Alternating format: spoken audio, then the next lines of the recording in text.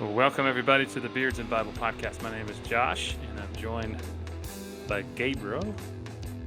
And Gabriel is looking dapper today. Mm, How you doing, sir? doing well, doing well. I don't know about dapper though. I would say, I think you're looking dapper. You've got a different color shirt on than you normally do. Wow, yeah, that's a big improvement. I'm wearing jogging shorts and a flannel shirt and a trucker hat. I don't know. Well, if see, I didn't see your jogging shorts because your camera's on Yeah. you don't move your camera either. No, So. I'm not gonna. That's just Okay, weird. good. Not Yeah, gonna- that is weird because we're on YouTube now. People could see that as well. So, Yeah. yeah. Well, how are things going in your world? Good, good. I've been wearing jogging shorts a lot lately, just continuing to run. And Oh, that's right. You're training for a marathon. yeah, we did a 10-mile run yesterday. Nice. So yeah, it's Chris, my friend Chris, and I. Possibly may become my stepbrother. It's weird. That is super weird. Yeah. Yeah, I just think of the movie Step Brothers. So yeah. Yeah. As long as he has the top bunk, I'm good. yeah.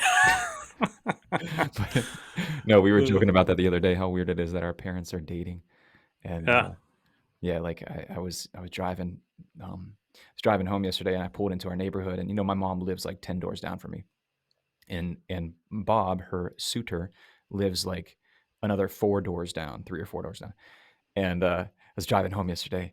And my mom had been out of town for a while, so she's back home, and it's like 6 o'clock in the morning or 6:30 in the morning. I'm like driving through the neighborhood, and I pass them walking together down the street, and so I pull over and I start talking to them and stuff, and you can tell they're just like after 2 weeks of separation, they're just both like all smiley pants and all gleeful, and so like I'd say bye, and I'm like heading back towards my house. Oh, I was actually out running. That's what I was doing. And I was heading back towards my house, and I just glance in the rearview mirror at them, and they're like their hands are locked together and walking. And I'm like, oh man. You're like, yeah. I'm like, yeah. Yeah, it's always weird. It's always weird, like to see your parents pursuing Yeah. romance. Because my parents got divorced when I was in my 20s, and my dad remarried, and my stepmom's awesome. She's great. And my mom has dated off and on for the past 12, 13 years or so. And some of those guys are not so much. Not so much. She dated a guy. She dated a guy that was my age for a while. That was weird. Yeah. That was really weird. He looked just like Richard Branson too. She's got good taste. I guess so. I don't think he had Richard Branson's money or love of rockets in space, but yeah, it was a little awkward for a bit. But it sounds like Bob the Suitor is a different. Yeah. Yeah. Yeah, he's a good guy. I like him. Good. Yeah. So we've been running a lot. The only thing about that is we're getting into, as it's getting hotter and muggier, and here in Southern Alabama, we're getting into chafing season. So yeah, Yes. I'm gonna leave it at that. Not sharing anymore. Well, after we get off the podcast, I'll give you my tricks because Oh boy. the race I trained for last year was in October, so that means like my peak training was in August. Which was your peak chafing? My peak chafing and training, yes. So I'll give you my tricks. It's Yeah. There's ways around it. There's workarounds. So You don't want to share them like right now? I mean, I don't. It just involves a lot of petroleum jelly. Wow. Okay. Yeah, you just get it, and all the places that chafing could possibly happen. Yeah. You lather up real good before you go out for a run. I can't imagine someone downwind from that. They're just like, why does that man smell like an oil refinery? That smells oily. It's you. Yeah. Like a very Only thing is like flammable. Yeah, you're quite flammable, so avoid any open flames. Second is like you've got it all over like your hands and stuff after that. So like turning music on your phone or putting in headphones or anything like that. That's. Do you run with headphones when you do your long distance runs? I just have earbuds in. Yeah. Okay. So when I was doing my long runs, I would do like a long form podcast or an audible book or something like that just to keep my attention. Yeah, so much of it is mental, that it's like It is, man. distract you from the misery that you're subjecting yourself to. Yeah, it's quite interesting why we do it to ourselves. Yeah, We don't have to. the psychology of suffering. Yeah. That could be a whole nother podcast topic on that. But Yeah. Like, why do we like going out and camping and sleeping on the ground? because we have it way too good and we're way too comfortable now. And so Mhm. I think there's a part of us that wants to prove to ourselves that if we didn't have all the things that we had, we could still make it. Hmm. You just summarize an entire potential podcast. So, So we just don't have to do a podcast episode in it. There's the conclusion. I Yeah. just, like, drew a box with that, and then you just checked it. So, Yeah. there you go. This is a Ding. 2 for 1, guys. There you go. Yeah. So I saw a picture of you. He looks like you, or no, a video of you out grilling with your chillins out in the backyard. Looks like you're living the Yes. life. You I don't know texted about me. that. Yeah, I did text you that. We've had a crazy month of May, man. It has been insane. Like baseball season, dance recital, end of the school year, church stuff. My wife's work has been crazy because she had a couple of nurses that stepped down, so she's had to pick up extra hours. And Hmm. so, yeah, last Thursday after a really tough week, we finally had one night of the week we didn't have anything going on, and I grilled out burgers for the family and did dad life, and sent Gabe a video of me grilling out and Yeah, you were drinking seltzer water and jamming out. getting jamming out to Hotel California Yeah. like a boomer dad. It was great. Mm. Did you have your white New Balances on? I came close. I came close. Didn't want to get hamburger grease on them, you know. So Yeah. Good call. That was actually a trick question. So yeah, no, it was good, man. We've been doing well. It's just been crazy. A lot of random stuff going on, and yeah. so we're ready for a slowdown. I'll say that. It's just it just seems like everything in ministry will go through seasons where it's calm, and then it all is just like, oh Mhm. my gosh, like everything all at the same time.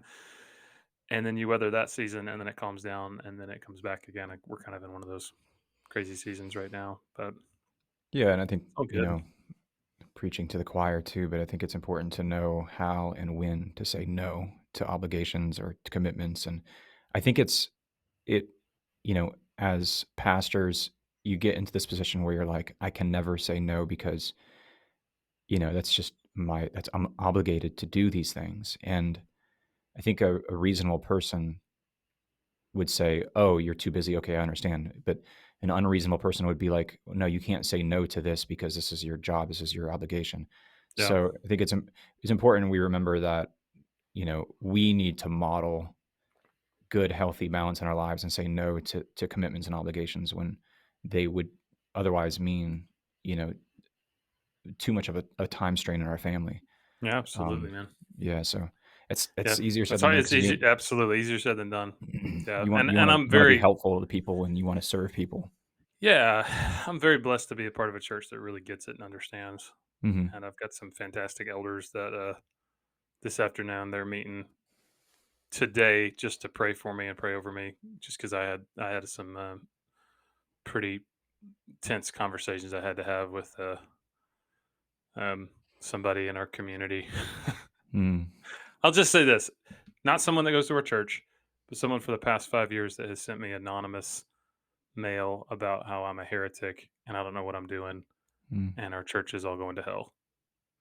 Jeez. And yeah, so and it all came to a head last week, um, with like harassment, like emails and letters and stuff written, and had to have a phone call and tell this guy, if you show up again, we're calling the police, that kind of thing. So Wow. yeah, I feel pretty beat up this week, but I've got some fantastic people around me praying for me, holding me up right now, and yeah. So today they're gonna get together and just pray for me That's and awesome. speak life into me. And man, I came in this morning to my office early, and I had a letter sitting on my desk, and I'm like, oh man, more anonymous. And man, it was just this really really sweet letter from this lady whose daughter attends our church, and she visited, and she was just writing to say she really, really, really was ministered and blessed by our church service. And It's awesome. so that's Yeah. the double-sided sword of ministry. You get you get wolves you have to shoot at, and then you get people that are so incredibly encouraging and sweet and Christ-like that love on you and love on you through it. And it's just, yeah, Yeah. emotional peaks and valleys, all the Yeah, time. absolutely. And So I'm gonna make this recommendation and to our audience and to you as well, but knowing full well this is something that I don't do myself, but wish I got in the habit of doing, is keeping a journal, Mm, in a journal of encouraging interactions. Because one of the, you may be bulletproof to some kind of sexual scandal, you may be bulletproof to some kind of money scandal, but I think people that are really secure in those areas in their faith, especially ministerial leaders who are really secure in those areas, the enemy finds a way around that and attacks us through the means of discouragement. It's yeah, probably the biggest and baddest threat to us and to leadership of good, solid people who are not tempted in those other areas. Is just discouragement. And yeah, discouragement, it usually comes through people who, like you said, are on the periphery and criticize, or are inside and defect from their faith, basically. And you've yeah. poured so much into them and you've done so much to disciple them and train them. And then suddenly they're just like, wait, what? What have you been doing this whole time? Like, what? Did you hear anything I've been telling you? Yeah, So just, yeah, I would tell people, keep a journal, just have a notebook and write down. It could save letters, um, write down little things where someone spoke something to you that was kind and encouraging to you, and then go absolutely, back man. through it. And then, that's something you could pass down from generation to generation. But Yeah, I've got a file folder that when people write a note, even if it's just a small one, that means more to me than I think mhm, people realize. And so mm. I keep a little file folder and keep them in there. And on days when I'm feeling beat up and discouraged, I'll pull them out and hey, I'm not half bad. You just I'm, you're in there and you turn on a dashboard confessional and yeah. it's raining outside and you're just like, Reading the letters that you send. If you don't know who Dashboard Confessional is, good for you. good for you. No. Yeah. The early 2000s were kind to you, unlike they were for us. So, hey, so our topic today is a topic that's been getting a lot of buzz recently. And the reason it's been getting a lot of buzz, I think, is because of two media phenomena over the past year. One of them is the Rise and Fall of Mars Hill podcast, which we briefly touched on in our mailbag episode. And the other one is Discovery Plus put out a Hillsong documentary. Mm, And in both of these media platforms, the podcast and the documentary, there are um, a lot of allegations made against these two mega churches. One of them is defunct now, but it was a very, very popular church with a lot of reach, um, of indiscretions, leadership failures. But one of the terms that I've seen thrown around quite a bit is the word spiritual abuse. mm, And I had lunch with a pastor yesterday, visiting, uh, hanging out with us. There, one pastor was from Texas, one was from New York, and we were just um, hanging out with them, helping them out, talking with them about just kind of their ministries, their churches, and he told me, he goes, man, ever since the Rise and Fall of Mars Hill podcast came out, there's a lot of folks on my staff that listen to it, and they have been very, very, very liberal with this phrase spiritual abuse. So much so to the mm, point where, as a pastor, if I have to have a tough conversation or mhm, if I have to exercise my authority, like with church discipline, that claim has been thrown around that I'm mm. spiritually abusing people. Interesting. Or if somebody has a bad church experience, right? Then they've Yeah. been spiritually abused. And that really bothers me for a couple of reasons. But one is more of a personal reason, and the reason that I think I feel triggered to Mm, use the to use the term the kids use is because in the 1990s, my family and I were involved in a ministry called IBLP, or ATI was another name for it, and essentially it was a homeschool cult led by a guy named Bill Gothard. hmm, And for all intents and purposes, this group would tick all the boxes of what would be considered a spiritually abusive group. So if you're unfamiliar with this group, if you've ever seen 19 Kids and Counting with the Duggar family, mhm, they were in this group. Our family was in for about 7 years, and within that group, we saw psychological and emotional manipulation. We heard of, and parents were encouraged to discipline their children physically to the point that that could almost qualify as physical abuse. Some of the teachings that were taught, Mm, and then sexual abuse was going on in that group as well. I mean, I think if you followed the Duggar family saga, you've probably heard of some of that. mhm, So we were in that for about 7 years, and in 2012, I was going through counseling for a lot of the stuff I encountered in that group, and my counselor at the time recommended that I look and see if there's any like online support groups for people that were coming out of it. And I found one called recoveringgrace.org, and I went on there and read dozens, if not hundreds, of other articles written by people who had encountered levels of abuse within that group I'd only heard rumors about. mm. I mean, sexual abuse, physical abuse, things like people getting locked in rooms for 3 or 4 days with just their Bible, like when they were teenagers, Wow. to teach them what it looked like to submit to authority and not be rebellious. Um, I ended up writing 2 articles for Recovering Grace, just kind of about my experience. Hmm. And because of that support group, the leader of that group, Bill Gothard, he resigned after a lot of those allegations came out. So, having grown up in that and seen that, it really bothers me now to hear people who have never experienced it on that level or who have never lived that world throw around the term spiritual abuse to describe a church experience that went bad. Does that make sense? Yeah, yeah, So yeah. I'm not saying that, anybody that has a bad church experience or there was no spiritual abuse at Hillsong or there was no spiritual abuse at Mars Hill. I'm not saying that at all. I'm saying that very well could have been. But I do think that if everything is spiritual abuse, then nothing is spiritual abuse, Mm. right? Yeah, you don't wanna get in this position where, your pastor or an elder of the congregation tells you to cut something out that of your life that is really stupid and destructive and toxic, and you then recoil and say, "Oh, I'm being spiritually abused." It's just, Right. you know yeah, so we wanna be careful with the terminology, but at the Yeah. same time, be able to rightly identify and avoid spiritual abuse. Yeah. It's like the term narcissist or narcissism. Mhm. Yeah. I don't know when it happened, but a couple of years ago, that term started getting thrown around. And so I feel like since then, it is not unusual for me to meet with women, especially that are going through marital problems. And their number one thing they throw out if they're having problems with their husband is that he's a narcissist. Narcissist, yeah, yeah. And And before my, that, oh, sorry, go ahead. no, go ahead. Well, I was saying before that, it was like, I'm pretty sure he's bipolar, undiagnosed bipolar or something, Right, right, right, right. So, like, my wife was showing me a podcast episode of somebody that is a for real psychologist and psychiatrist that said, like, listen, someone who is a clinical narcissist is like 0.01% of the population. Like, Mm, they're people who can like light someone else on fire and sit and watch them burn and not feel anything at all. That's what a clinical narcissist is, right? mm, Just because the guy's selfish doesn't mean he's a clinical narcissist, right?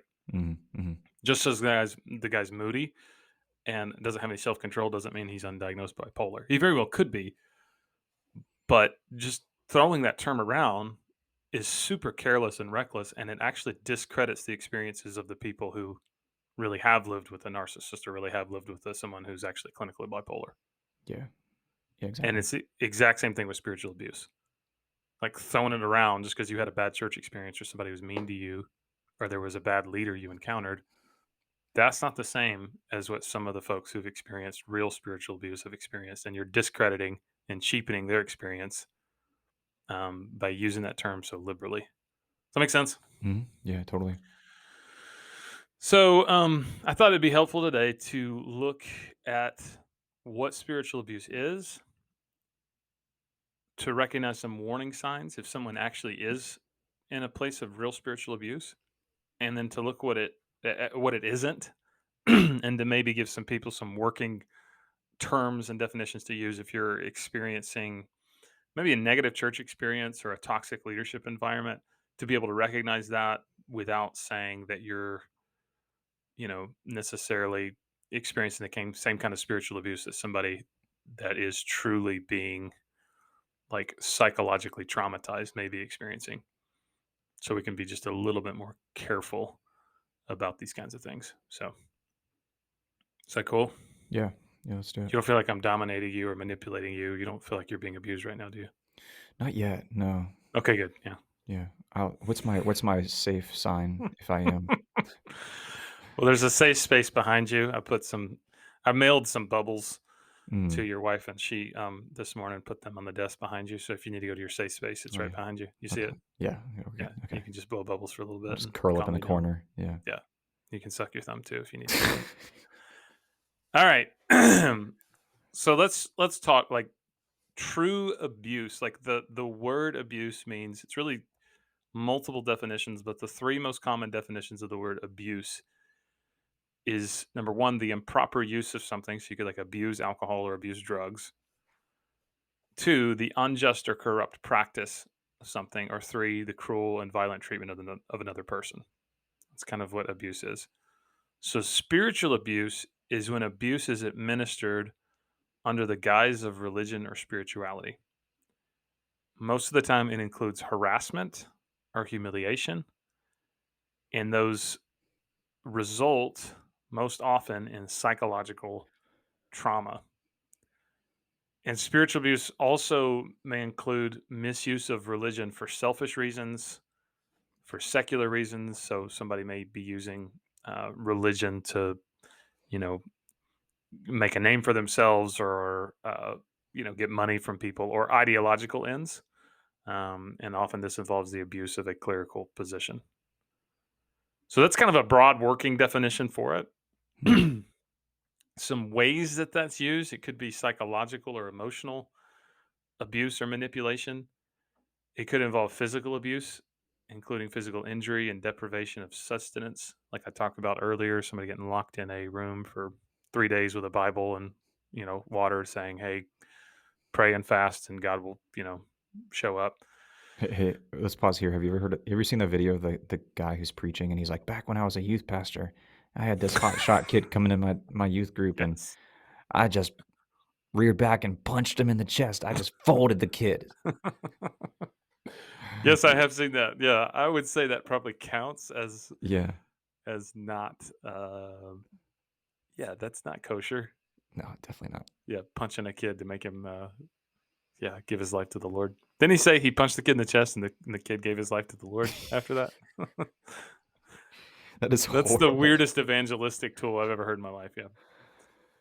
Mm, Um, Sexual abuse definitely is a issue within the church.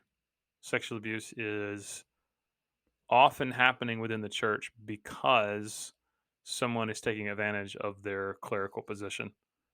mm, And so mhm, it's an abuse of power. And you often see those two dynamics at work, spiritual abuse with sexual abuse, because, um, you know, people in positions of spiritual authority are often trusted mhm, and people abuse that trust. And so that's why sexual abuse often is a part of spiritual abuse. Um, Deeds or words that shame or diminish the dignity of a person, intimidation and requirement to submit to a spiritual authority without any right to dissent or ask questions, the unreasonable control of a person's basic right to exercise free will in spiritual or natural matters. Um, Something you see often, and my wife and I are watching a Hulu series called Under the Banner of Heaven about the FLDS, hmm, which is really really interesting. But in the FLDS specifically, religious texts are used to justify abuse. So like abusing young girls to make them, sister wives for like an older man, hmm. like Warren Jeffs. I don't know if you're familiar with that name or not, but the way that that's justified, that child abuse, because these are girls as young as 12, 13, 14 years old that are made to marry these older men, is they use their religious text. They use the Book of Mormon, Pearl of Great Price, all this stuff, but also some of the early founding leaflets from the Mormon church to kind of justify that kind of abuse. And it's despicable. This is the sect of Mormonism that's fundamental and still Hmm. practices polygamy and everything. Yeah. Yeah. Interesting. False accusations, repeated criticism. I thought this was interesting. Spiritual abuse often involves labeling someone who is asking questions or labeling someone who may be challenging toxic leadership as being rebellious, disobedient, lacking faith, being demonized, being an apostate, or being an enemy of the church or an enemy of God, even. And man, if you get that label put on you, that's Mm. pretty damaging. Mhm. Mhm. Isolationism, separation, disenfranchisement, or estrangement from family or friends outside the group. Something you see in a lot of groups like Scientology and even in Mormonism is something called esoterism, where there are hidden and secret things in the faith and practices in the faith that are revealed to members only as they successfully advance through various stages of the faith. And then you're like sworn to secrecy. Mm. And a lot of fear is used to get you to like if you ever tell anybody this, like God's going to judge you and send you straight to hell or stuff. Mm. That's a form of spiritual abuse because it's psychological manipulation. Enforced practice of spiritualism, mysticism, or other ideologies. And then you see this in a lot of groups, financial exploitation. Mhm. And so a lot of these are all practices of spiritual abuse. So, and Gabe, like when you hear these, I mean, does your mind go to any one group in particular, or have you seen these Man, this in a is lot of different places? no, this can be across the spectrum of different Christian sects and denominations from, I mean, non-denominational charismatic world with people in the Word of Faith movement, Hmm. all the way down to fundamental Baptist and, like you said, the FLDS. Yeah, it's just I think it's just a human problem. It seems like when evil men, it seems to be like a lot of male clergy, although it could be Yeah. female clergy. Hmm. It seems like when those people realize an opportunity through the religion that they are espousing, that it yeah can really grow some legs and take off and hurt a lot of people. Yeah. Well, I mean, you're right. You see like pretty flagrant abuses of power and position, like in the Catholic Church, right? Like Hmm. Catholic sexual abuse cases. That's a that's a pretty flagrant abuse of power, right? That's gotten a national attention.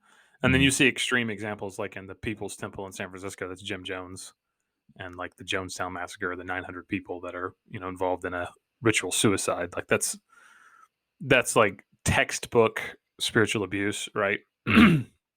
Same thing with David Koresh and the Branch Davidian cult. But mainline churches or ministries that doctrinally wouldn't be considered a cult, Hmm. but still very well could be guilty of spiritual abuse. So, like, a lot of these things that we talked about really are using fear, guilt, or manipulation to produce kind of an unquestioning obedience from people. Hmm. And I think we said this in the cult episode. You could be involved in a ministry or a group or a church that is not a cult doctrinally, but the culture of that church is very cult-ish. Yeah. Um, there's a guy named Paul Carter that wrote a Gospel Coalition article, and he gave a couple questions to ask if you're worried that maybe you're involved in a group like this. And this is the questions he says: does the church oppose critical thinking? Like, are your questions met with hostility? Mm. Does the church isolate and punish dissenting or departing members? Does the church emphasize doctrines or standards rooted in extra biblical sources? So, kind of a very like myopic spirituality doesn't focus on the main and plain of Scripture. So, the homeschool group that we were a part of, this was this. Hmm. Like, what was taught as like gospel were standards that weren't really in the Bible, and in particular, it was like all music with a backbeat or that sounded modern was bad. Seriously, so like if it had a drum beat or anything like that, they would write these whole leaflets and pamphlets to say that that was like summoning demons of sensuality. Hmm. And Which is funny because I play the cajon at our services, so I'm like, so are you summoning? You're the shaman of the demons of sensuality, I guess. Um, Well, Yeah, and but I mean, Bill Gothard, the sad thing is that Bill Gothard and his ministry espouse some good principles, and oh, that is sure. like, homeschooling. I think that's a great idea. Sure. Aversion to debt, great Yeah. idea. Husbands leading their families in matters of biblical teaching and spirituality. I think it's a great idea, and that's the thing. That's the tragedy in all this is that there's people who espouse truth, and it's mixed with control, manipulation, and abuse. Mhm. And so then the people who buy into this and then get hurt and withdraw, they want nothing to do with any of that, even if it Right. is true.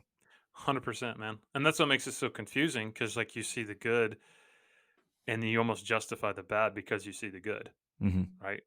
You're like, man, so much good is happening here, but man, there's some pretty big red flags over here. But because of all the good stuff that's happening over here, I don't think I really want to pay attention to the red flags, right? Hmm. Hmm.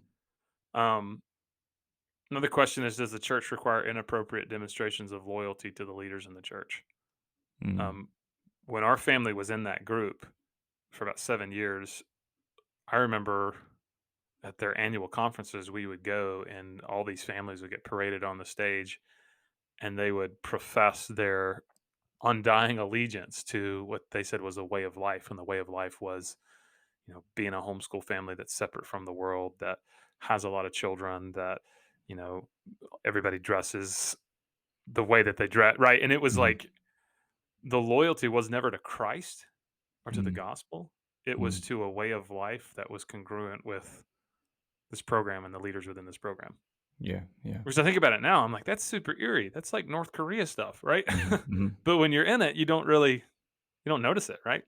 Yeah, and I think this happens on a lesser scale with people who have a heart to serve their local church, Mhm. and, the pastor and the leaders of the church maybe who are unhealthy will say, "Why didn't you come to this?" Or, "Why didn't you come help us mow Right. that?" Or "Serve here," or "Do that," and it's like, they may be good things and things that are needed to get done, but it's like, you don't pressure your members and your attendees. What I found to be even more successful is the people who show up to a work day, or the people who go and serve, or the people who go and mow such and such yard. You get up and you say, "Hey, I want to say thank you to those who took Exactly. time Yep. and sacrificed to come and work or do that or serve here." But there's like this positive reinforcement, but there isn't this negative Right. punishing and tongue lashing of people who don't do that. Exactly. You don't know what's going on in their lives and how busy they are, Yeah. whatever. Well, and what you're doing is you're essentially motivating people to serve in your church out of guilt Yeah, yeah. and fear. And that's like the worst motivation ever. Guilt and Mhm. fear, or even loyalty to you. They're like, well, I don't want to let so and so down. Mhm, mhm. But you're not serving to, not let pastor down. You're serving because you love the community and you love people and you love the Lord, right? That's why you should Mhm, serve. Um, and so I think that's a very dangerous leadership culture if it mhm. is all serving based out of guilt, fear, manipulation, right? Yeah. Um, does the church encourage members to break ties with family members or friends outside the group? Mm. Does the church make a big deal and focus on things that Scripture is largely silent about? Which the homeschool group we were in, yes. Mhm, mhm, Does the church effectively isolate itself from the wider body of Christ within the world? Any church that practices a form of elitism, that looks at every other church and says, "Man, they just nobody has it right but us." mhm. Like, and a lot of times it's it's dressed up in words like remnant, like we're a faithful remnant, right? And Yeah. listen, like, sure, God's had a preserved a remnant within Israel of people who were faithful to Himself. I get that, yes and amen to that. But I think it's like the pinnacle of arrogance to Mhm, assume that the true church is your little group mhm, and mhm. all the other millions of Christians around the world, they don't have it right like you do. And thanks for playing, but nobody's got it right like us. Like, man, that's dangerous territory. And Yeah. that can produce in people a massive amount of spiritual pride, but Mhm, also a massive amount of spiritual fear Because if you move to a new city or you try to attend another church, the first thing you're thinking is, "Oh my gosh, this is the apostate church I was warned about. They're gonna take me to hell, and me being a part of this is gonna drag me to hell too," right? Yeah. Man, I've seen that firsthand, especially someone new comes into your church and you've seen the leader who's been like, "Oh, yeah, why did you leave your church? Oh, yeah, don't ever go back. That's a horrible place." Or, because I attend Messianic congregation, we meet on Saturdays. We have people who go to church on Sundays and then come to our service on Saturdays. So, Mhm. um, I've seen Messianic leaders where they'll be like, "Oh, you need to cut ties with people on Sunday and stick with us." Where that is I'm like, "Dude, don't do that. That is really messed up." You don't know Yeah. what kind of, friendship network and support group you're unplugging them from that they've been involved with for years. First Sure. of all, like, you don't wanna disrupt that. I tell people, "Look, if you have the time and you're getting truth and you're getting the meat of the word, scripture taught to you at both places, by all means, go to everything that you could possibly go to, as long as Right. it's true and as long as you have the time for it and you're balancing your life and your responsibilities to your family and your job, do it." And yeah, I've seen the breaking off with family members, ties with family members. It's you just you don't know what kind of tree you're barking up when you encourage people to do that sort of Yeah. thing. Well, and people who are specialized in cult groups, that study the psychology of cult leaders, part of the reason for why cult leaders often tell people cut off ties with family and friends is because they know if they can isolate them and they can get them to only form community within that group, they'll be less likely to leave Mhm, mhm, and they'd be more likely to practice kind of undying allegiance and loyalty to that group because that is that person's family. That's that person's everything, mhm. right? Yeah, yeah. Yeah, when people come in and say, "You're my new family," it's like, "Whoa, like, let's pump the brakes a minute here, because Right, right, when right. you're sitting across the table at Thanksgiving with your atheist uncle, there actually, I encourage you to sit across the table from your atheist uncle. 100%, man. Let him challenge your beliefs. Let him criticize you, because number 1, that's gonna sharpen your apologetics and your Yeah, ability to rightly divide the word of truth. And number 2, he may I mean, next Thanksgiving, you may come back with some really good answers to his questions that you were unable to. It's like, let that allow that criticism in your life to yeah, be heard, and then, take it or leave it, but don't ever absolutely. create this echo chamber around yourself because, the Well, and that's religious not leaders are even telling you to do so. biblical because one of the things that you read about in First Corinthians is Paul telling the church at Corinth, he said to them that they aren't to associate with people who are sexually immoral, and they thought that he meant people who were sexually immoral in the church. Mhm, And he said, I did not mean the immoral people of this world or the greedy or swindlers or idolaters, otherwise you'd have to leave the world. But actually, I wrote for you not to associate anyone who claims to be a brother or sister and is sexually immoral or greedy or idolater or verbally abusive. So mhm, his whole point was like, hey, like, I'm not saying go into your little echo chamber and isolate yourself.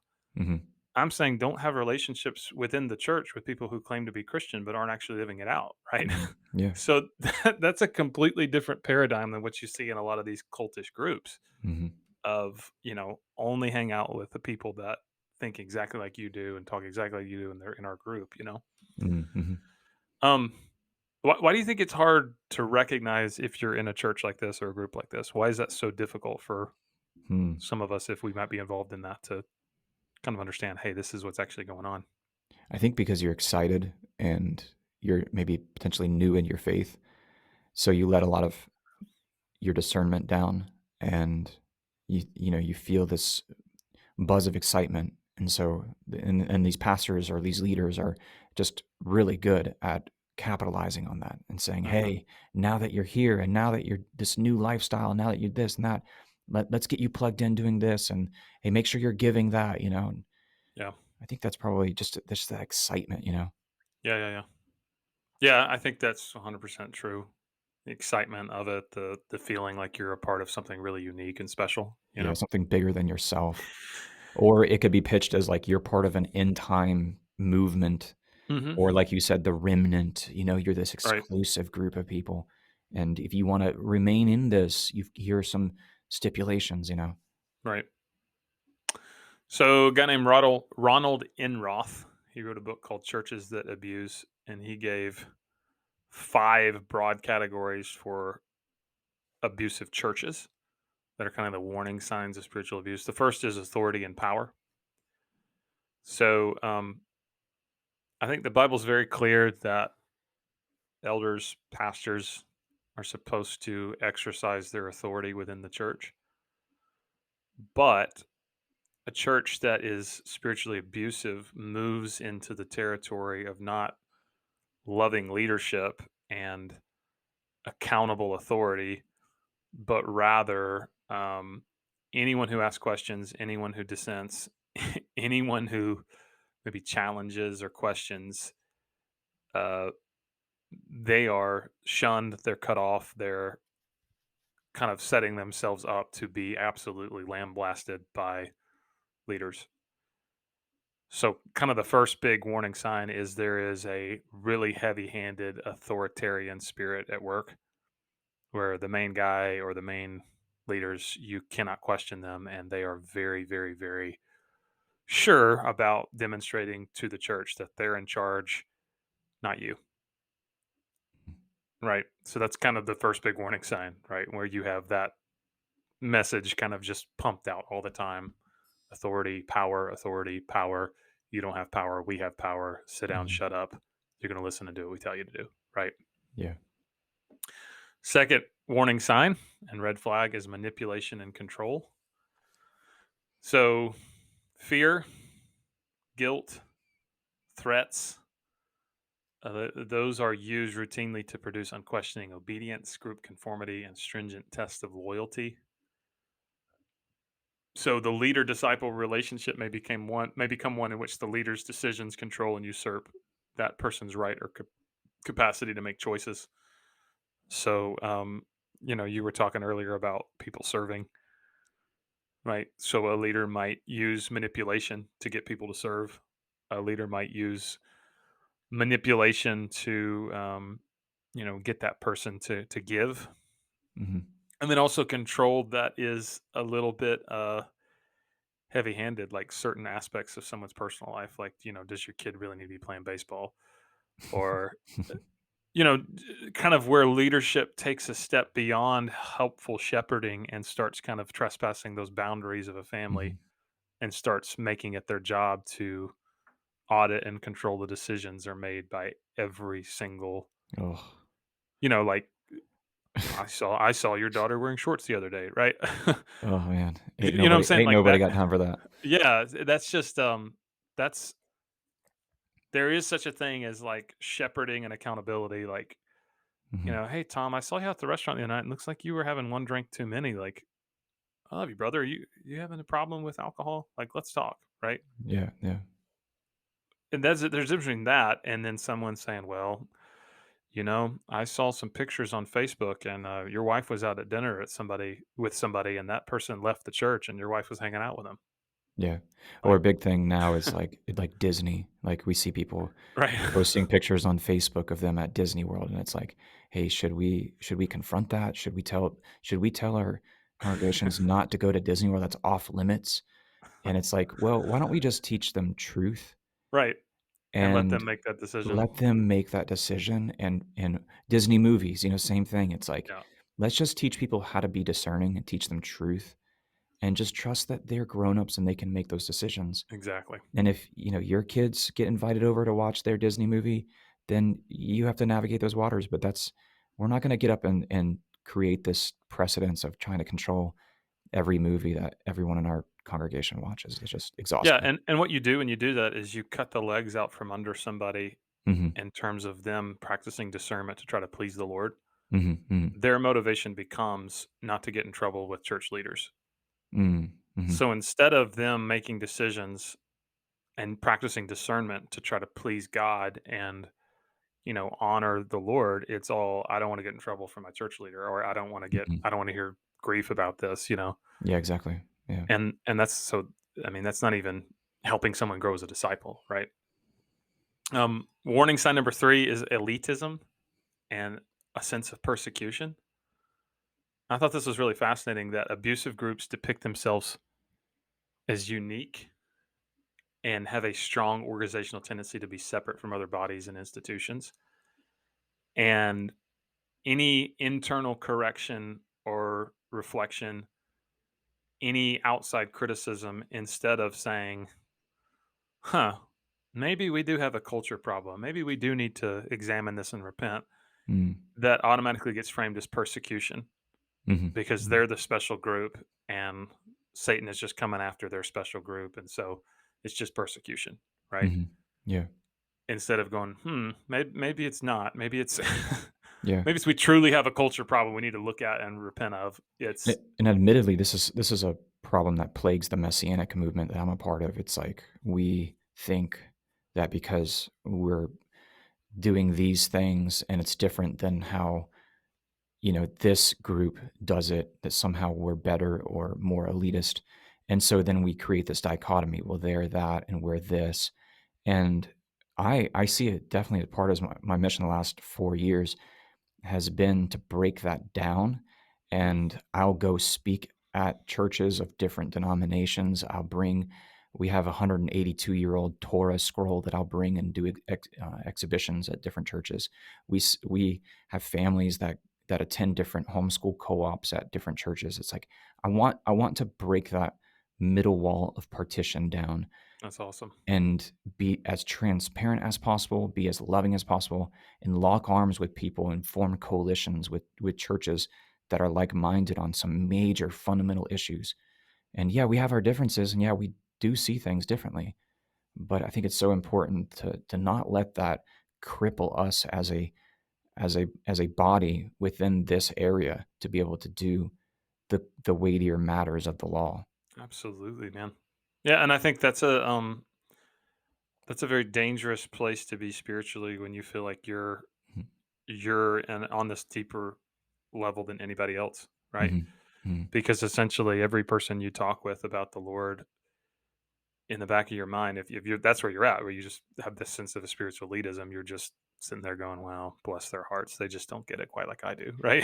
Yeah, And that's like super toxic and dangerous because it's like I can't learn from anybody else, you know? Mhm. Yeah, I think anything short of I'm fallen in need of salvation, and without the shed blood of Christ, I would be lost and without hope in Hmm. this world. Anything short of that, I mean, it's like that's where Satan really seizes our pride and allows us to do some really destructive things. That's why I Yeah, always point to Moses and his leadership style when he's challenged in his leadership qualities and his qualifications. The very first thing he does, and we see this time and time again, he falls on his face.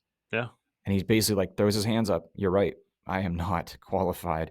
I'm just going to hand this over to the God of Israel and let right. him sort this thing out. And God does sort it out Hmm. in His own way in the Old Testament. Yeah, Yeah. I think I remember how that went when people challenged Moses' authority. Fourth red flag is lifestyle and experience. So conformity. That's the big red flag, right? Everybody has to look the same, talk the same, dress the same, think the same, watch the Hmm. same movies, do the same hobbies. And anytime you're and I tell people this all the time when we talk about like unity within the church, unity is not the same thing as conformity or uniformity. If you're ever in a group where everybody looks the same, talks the same, Yeah. dresses the same, you're in a cult, you're not in a church, Get up, right? get up out of there. Yeah. Yeah, yeah. Matching tracksuits, run, right? Um, Denim skirts for everybody. denim skirts. Now you're triggering me. Ugh. Last red flag is dissent and discipline. Abusive groups tend to suppress any kind of internal challenge to decisions made by leaders. Mm. So anytime there's dissenters, those dissenters are immediately punished Hmm. and sometimes just shunned, a lot of times humiliated. They get put labels on them like they're rebellious or, they've got an evil spirit or they're apostate or they're opposing God. It's like, I'm not opposing God. I'm opposing you because you're a. I was going to say something I shouldn't have. But yeah, I mean, that is textbook spiritual abuse and people that leave these groups, and I can attest to this personally because my family and I, we were part of a group like this for 7 years. You suffer from constantly. questioning your practice of your faith, that you're never Mhm. good enough. You live under this vague sense of condemnation. It's almost like you've got voices in the back of your head telling you that unless you do it a certain way, man, you're blowing it, right? And Mhm. it's really what it is it's psychological and mental and emotional trauma because it's long lasting negative effects of manipulation and abuse, and it's deadly, man. It's very Mhm. damaging. Mhm. um so yeah, that is that's spiritual abuse. So let's talk about what isn't spiritual abuse, right? So we said this earlier, if everything's abuse, nothing's abuse. Mhm. So what isn't spiritual abuse is being hurt by church. So being hurt by church sucks. It Mhm. hurts. It's awful. It's painful. And the reason that church hurt happens is because church is full of broken, sinful people. Mhm. So it doesn't matter what kind of church you're in. In church, there will be disagreements. There'll be slander. There'll be short tempers. There'll be misunderstandings. There'll be instances of selfishness and pride, and that may even come from the leaders of the church. So church hurt is real and it's painful, but it's not the same thing as spiritual abuse. Mhm. Does that make sense? Yeah, I mean, do you think we say, "Oh, I was spiritually abused at that church," because maybe it gives meaning to the things that, it either rationalizes our inability to resolve conflict, or it gives meaning to the pain that we've had to, endure from other people? Possibly. And I'm not saying that if you experience church hurt, then you haven't experienced spiritual abuse. You could have experienced spiritual abuse while you experienced church hurt. Mhm. But I think there's a line when that church hurt crosses into spiritual abuse, it becomes something far more sinister. Mhm. But most cases of church hurt are people being immature and people being fleshly. Mhm. Yeah. They're not people being sinister and downright sociopathic and trying to manipulate you to get something out of you. Yeah, exactly. Um, Someone could delve into that territory a little bit without being full blown, right? Mhm. But just because you've been hurt by church does not necessarily mean you have been abused by a church. And if you throw that out there, it very well could be you're trying to give meaning to it, right? Or it very well could be you want to kind of wash your hands and say it wasn't me, it was them. Is that what you're getting at? Yeah, yeah. Yeah, that could be what's going on with that, I think. Um, Something else that is not spiritual abuse is being held accountable by church leadership. That's not the same thing as spiritual abuse. Mhm. So, unfortunately, there are times when church leaders, that's pastors, elders, ministry leaders, have to practice church discipline and address sin. Mhm. And sometimes those conversations just are messy Mhm. and they don't always get handled well. But a lot of times, the reason that someone can respond poorly to those conversations and claim that they've been victimized is just because they don't want to be held accountable. Mhm. Yeah, just their own pride, yeah. So, just because a church discipline conversation happened doesn't mean spiritual abuse occurred. It could mean spiritual abuse occurred. I'm not discounting that, but it doesn't mean that it did. Mhm. I'll never forget a couple years ago. There was a guy that came to our church, and he was like coming to our church, and he did the whole thing of, "Man, this church is so awesome. This church is so great. I love this church." Right? And he'd been there one time. This is so much better than my old church. This church in town, they just, man, they just abused me, and I was just like, "Oh gosh, like I'm so sorry, man. Like what happened?" He's like, "Well." I went to them with an idea about a children's ministry that I really wanted to do. Oh, God no. put it on my heart, and they told me no. Oh, wow. And they drove me to alcoholism by telling me no. Yeah. Here's the door. Here's the door. Yeah. I'm like, okay. So Yeah. he came a couple times, then never showed up again. But it's amazing to me how that can be where people go, right? Yeah. You told me no, therefore you abused me, therefore I'm justified in being a drunk. Mhm. because you told me no, and you didn't give me what I wanted, so therefore spiritual abuse happened. And it's like, come on, man, like Mhm. that is not the same thing, One right? of the things, right or wrong, one of the things I'm in the habit of doing lately is when people come in, yeah, their first time, and they're like, "Oh, this is great. You guys are like family. I love it. You'll see me here for years to come, no doubt." I always kind of just quietly say, "Yeah, but we're gonna let you down." Right. You know, I just kind of pop that bubble really early on, Hmm. and and yet there's oftentimes there is a slander of where they came from, and that is always a red flag to me because if you're gonna slander where you came from the very first time you're meeting me, it's probably we're probably about 6 months away from you being somewhere else and slandering Exactly. me, Exactly. and I Yep. don't have time for that, okay? Hmm. But I'll usually say, "Yeah, but we're gonna let you down, and here's why. You see all these people in this room? We're all broken and sinful. Hmm. Everything right now looks great, and everyone's really nice to you and welcoming to you because you're the new face here, but, you know, we're gonna let you down. But we love you here. We love you, and we want you to continue to come back, but I don't want you to think that this is perfect." Yeah. It's just you see, Absolutely, man. like, their faces like, "Wait, what?" Yeah. Yeah. Yeah. Yeah.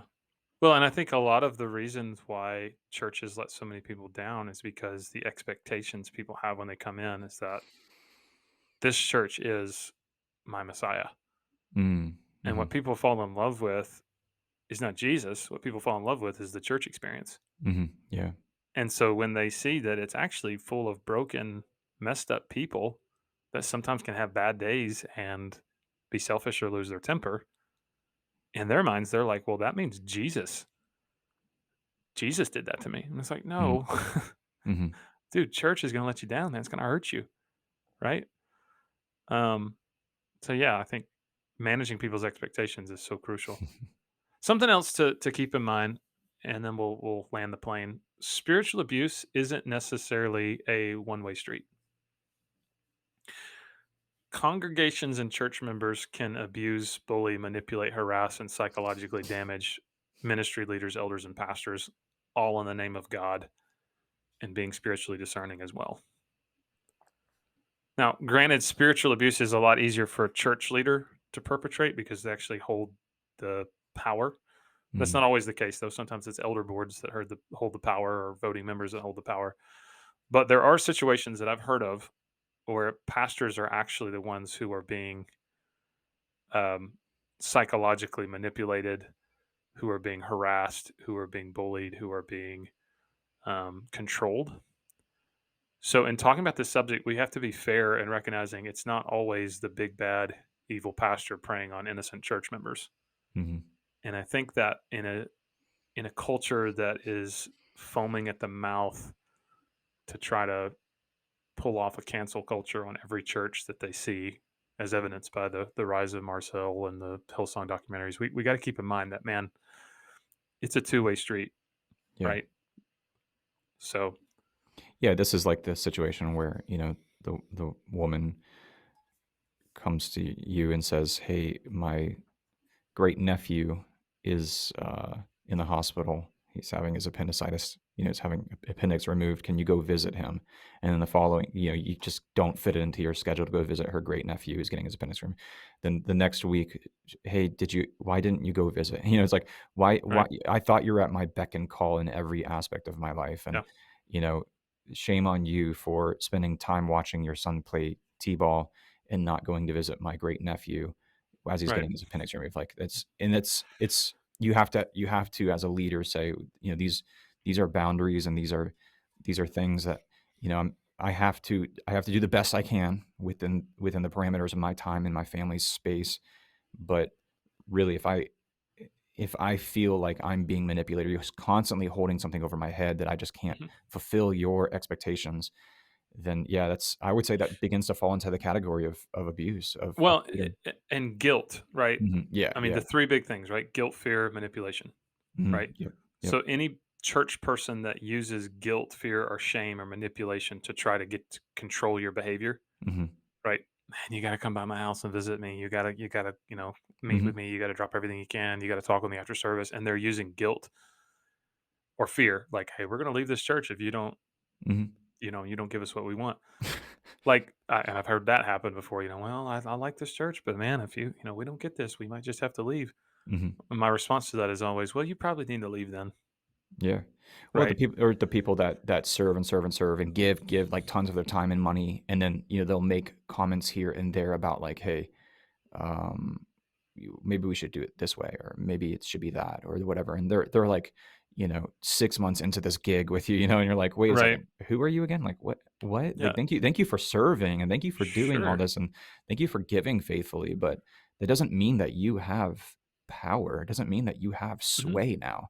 That just means that, you're being a good servant, and that's Right. awesome, but don't use that as a manipulative tool to try to gain Right. influence in our congregation, our Right. church." So it's almost as if like, okay, what was your motivation for serving all along? Exactly. Yeah, Was it yeah. because you loved people and you loved the Lord, or is it so that you could jockey for power or position so you could, you know? Mhm, mhm. Hey, as we land the plane, big question: what should I do if I or someone I know is being spiritually abused? Um, I would say this: if you're in a church or a ministry right now, or maybe somebody you know or love is, and they're kind of like, okay, there's some red flags, but I'm not really sure if this counts or not. Mhm, Find a trusted friend, counselor, ally, or advocate you can talk to privately about your concerns, and make sure that person is outside of your organization or church so they can see it objectively. mm, So it could be that you're experiencing a serious spiritual abuse situation and you're not willing to call it that because you're like, well, it's not as bad as, the Jehovah's Witnesses, right? So it's not a spiritual abuse, right? But it is actually serious spiritual abuse. You just don't want to give that label to it. Or mhm. it could be that people, including you, are just acting unchristlike or immature. Yeah. And if you're like, man, I don't know who to call and talk to about that, you can call me. You can send me an email and we'll set up a time to talk. I have counseled people who have genuinely been in serious spiritual abuse situations. I have told you need to get out, you need to get out yesterday. And there are some that I say, hey, listen, it doesn't sound like spiritual abuse. It just sounds like there's some people that are not acting like Jesus. Mhm. And it may be time for you to leave that church, but maybe not. Right. Second thing, realize that condemnation, guilt, fear, shame, and manipulation aren't of God and don't come from God. That's not how God operates. Mm, Romans 8:1 says, there is therefore no condemnation for those in Christ Jesus. Hebrews 12:2 that said that Jesus endured the cross and scorned its shame, so we don't have to live under shame. And Titus 2:14 tells us that Jesus paid our guilt on the cross.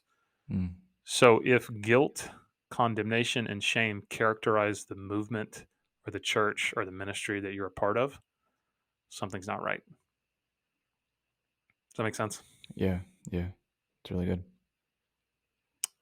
Also, realize that submission to authority doesn't mean that you blindly follow spiritual authority if it is clearly involving abuse or sin or there's some red flags there. Mhm, The early disciples ignored the religious establishment's command to stop teaching about Jesus. That's Acts 6, right? mhm, The religious leaders of the day said, you can't teach about Jesus. And they're like, well, God says teach about Jesus, right? So sorry, we're going to ignore your authority. And I'm sure that's probably hard for some of them that grew up in Jewish community where you submitted to the Jewish council, right? mm, But there are times when following God requires us rejecting sinful instructions by human authority. mm, Um, and then lastly, if you've prayed about it, you've talked it over with somebody you trust, and if you've come to the conclusion that church, that ministry, that situation, that relationship is truly spiritually abusive, you need to leave and get out of there. mm, But I'll just say this from a guy that's been there: when you leave, you're probably going to feel guilty. You're probably going to be intensely fearful of God's judgment for leaving that group. You're probably going to be fearful that people are denigrating you or gossiping or talking bad about you for leaving, calling you an apostate or calling you a rebel or calling you a backslider. But that's all part of the gig. mhm, You just have to get out mm. and you got to rip the band aid off at some point. Any other things you would say to somebody that's in these situations? No, I think that I hit the nail on the head. Yeah. I think just the key is knowing the difference, and being mature enough to know, like, like we said, discerning between what is abuse and what is just being around broken people. Yeah. Yeah. And that takes a tremendous amount of maturity and Mhm. mental and spiritual clarity as well. So Yeah.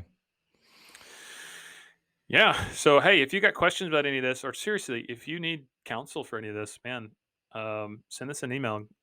Myself, and I'm sure Gabe would not mind at all talking with anybody about these things. If you're in a group or somebody you know is in a group, and you feel like you might be experiencing this, and you need somebody to talk to, we would love to talk to you about it. So Yeah, absolutely. I was working the other day and I had earbuds in. And I was listening to a podcast, and it ended and hours came on, and I was like, "Oh gosh!" But I could hear as you're talking, me in the background inhaling through my nose, and you could hear the wind wisping over my old man nose hairs. mm, And we were mm, talking about like what it's like to get old and you get itchy and gassy, and I was like, yeah, "Oh man!" And you get like nose hairs that are like twice the thickness of. those are some Yeah. serious headphones that can pick up on all that detail going on. Yeah, yeah, you can Yeah, hear well, it's like high pitched like a whistle as you hear me inhaling. I'm like, "Oh, man." yeah. Wow, the nose whistle. That's always a. It probably means you need to blow your nose before we start podcasting. But I need anyway. to get Stacy up there with my Dremel tool and just kinda clean it out a little bit. Yep. All right. Well, Uh, thank you guys for listening. If you have any questions or want to talk to anybody about this, please send us an email or reach out to us. And we'll see you guys next time. See ya.